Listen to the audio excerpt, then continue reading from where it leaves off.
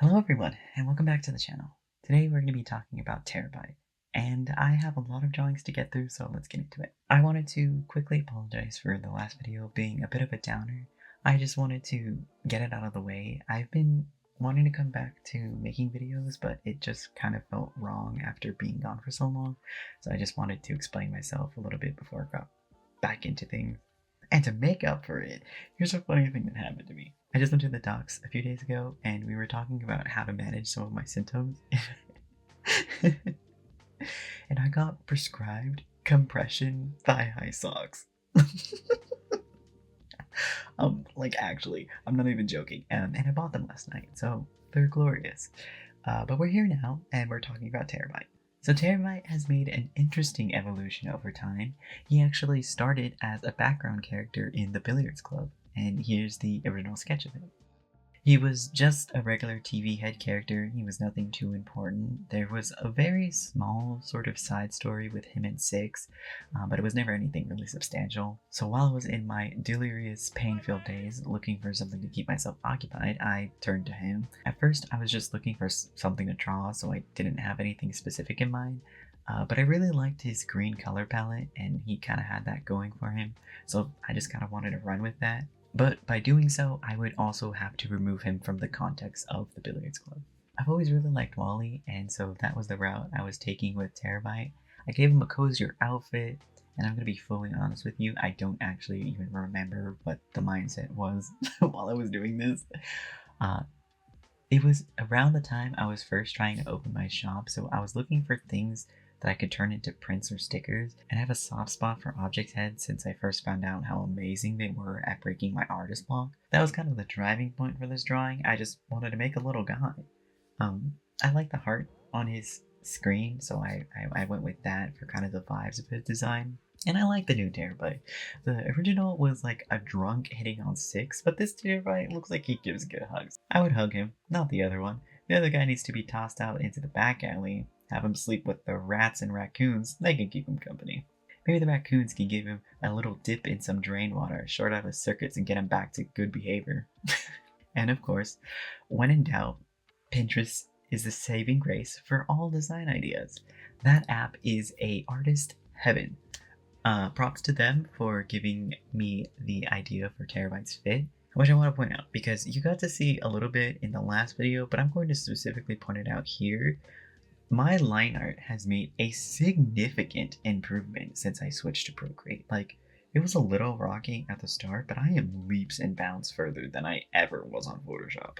I recently redrew an old picture from Don't Sleep. I'll post it on the channel later and talk more about it, but the improvement is wild. So for Terabyte, I got to add the little lines around his outfit, erasing bits and just adding fuzz, that fuzz-like texture around him that makes him feel like prickly wool. It's very warm and very itchy. I really don't like those types of like cardigans and sweaters, but you know, Terabyte doesn't feel anything, so I can put him on whatever I want. I had mentioned Wally before because Wally has a roach companion that travels with him everywhere, and so Terabyte gets one as well. I don't know why, but I feel like his world would be post-human, sort of. Not fully apocalyptic, but kind of like nature taking back over. So maybe post-apocalyptic, but further down in the future, where only the remnants of tech and bugs live. And usually in those environments, the only bugs that can survive are roaches, because they're cracked out as Roaches aren't no joke. Those little can live through anything. Drown them? Nah. They live in sewer. Cut their heads off? Don't need those. I'm pretty sure that nothing short of fire will kill those things. But anyway, Everett the Indestructible is in the background. He started as just a literal for the text, but he became a companion for Terabyte. I think that this drawing was pre my last store I worked at, but ironically, my manager always called people love bugs, so I think about her every time I see this. Another thing that came along to Terabyte was plants. I mean, duh, he's green, so obviously plant dead. I mean, like, come on. There's actually another drawing of Terabyte, but I'm already squashing 3 drawings into this one video, so I opted to not include it. but there is one of him, and he's in his home garden. I don't know if it'll get its own video, but we'll see. Mayhaps. I don't know. I'll have to see if it holds any substance on its own, but I don't really think so. It's been a while since I have drawn Terabyte at the time of recording this, so maybe I'll give him another drawing, and then we'll, figure things out from there. I do have a backlog of things to talk about. Most of them are ruins drawings, so I'm trying to space them out and buffer them with other things because I have a lot. It's wild, and I have next to no self-control, so if you ever want to see me again, we're going to have to work on that because I cannot be spoiling everything before the books come out. But anyway, back to Terabyte. Everett, his cockroach companion, cannot be in all of Terabyte's photos, so I also included a necklace as part of his design, so if the two were ever apart, he always has him carrying him around. It's kind of like how people carry around pictures with their dogs. I guess that kind of lost meaning now with the evolution of cell phones. When I was in elementary school, they would have, they still had those photo packs that you did when you got school pictures, and so you could order these tags to put on your keychains, and the picture was of your kid's face. Do they still do that anymore? I have no idea, but it was a fun thing. I liked poking the holes out of the little things. We need to bring back keychains. I freaking love keychains. It's a crime that I don't sell any, but I'm gonna design some soon. I haven't branched out past prints and stickers yet, so just bear with me. I'm new to this, okay? I say as I'm quaking in my boots. All of these drawings here today, the print and the stickers are available in my shop right now if you do want one of your very own. Personally, I think that this one is the better of the two, but don't tell him that. The second one is also very cute, and Everett makes a comeback. He's just a little guy. Look at him, he's just a little guy. So cute. I love this one.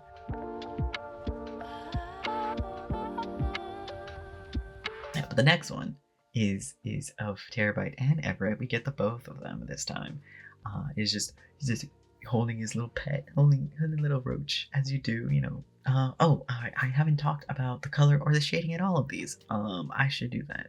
So one of the things I've actually been playing around a lot in Procreate is the use of layer overlays to shade, because I haven't really done. I did it a little bit on Photoshop, but drawing on Procreate has been vastly different than Photoshop because I actually get to draw on the image than before, so I have a lot more control over things than I did previously, so it's a lot nicer. But I found that you really have to play around with the layers to kind of figure out what you want and the kind of effects that you want to get with them.